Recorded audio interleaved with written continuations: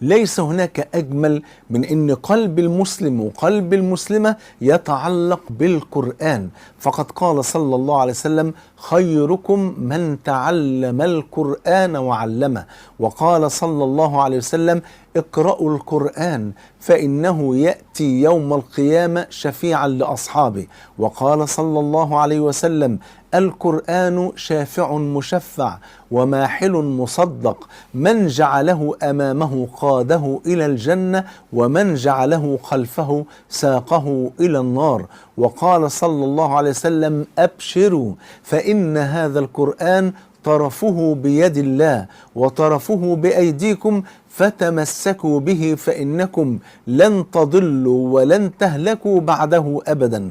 وقال صلى الله عليه وسلم: من قرأ حرفا من كتاب الله كتبت له به حسنة، والحسنة بعشر أمثالها.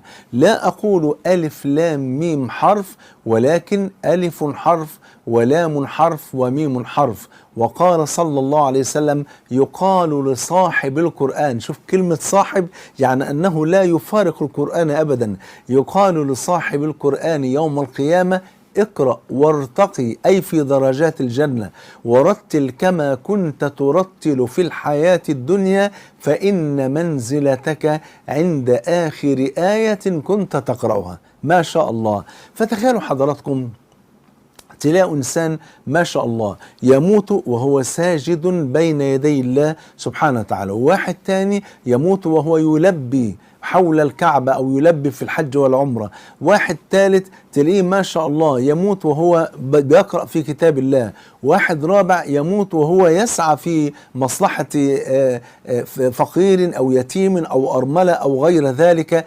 فكل ذلك من علامات حسن الخاتمة. فكل ما نتمناه أن نعيش على الصلاة وعلى الذكر وعلى القرآن وعلى الدعوة إلى الله وعلى طاعة الرحمن حتى نموت على ذلك،